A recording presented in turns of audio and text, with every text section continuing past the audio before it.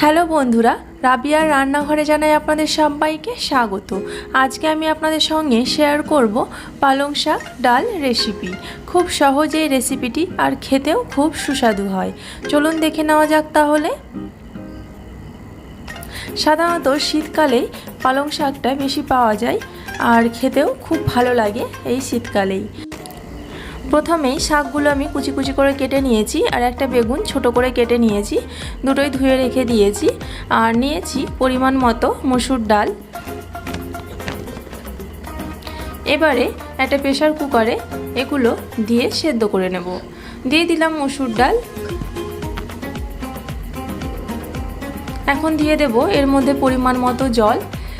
শাক থেকে এমনিতেই জল বেরোয়, তাই সেই বুঝে জলটা ব্যবহার করা ভালো। শাকগুলো দিয়ে দিচ্ছি।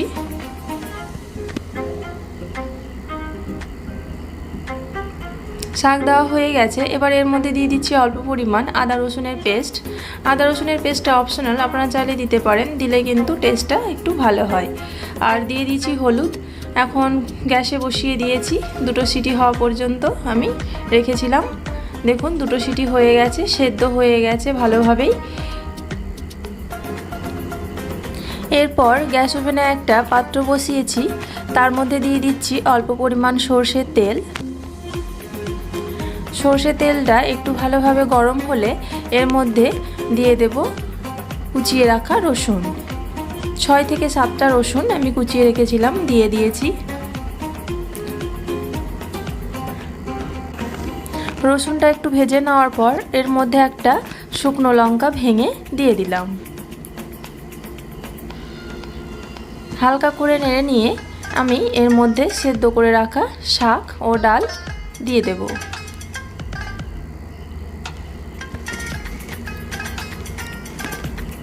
দিয়ে দিয়েছি।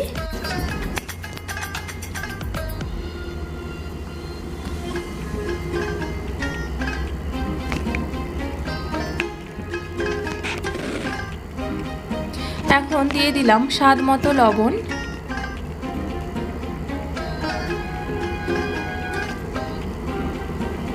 আর দিয়ে দেব 1 চা চামচ জিরে গুঁড়ো।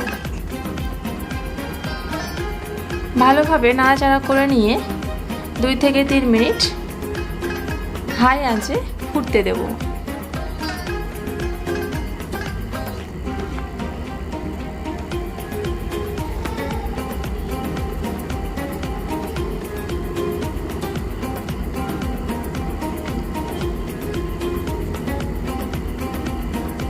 দেখুন ভালোভাবে ফুটে গেছে, রান্নাটা আমার কমপ্লিট।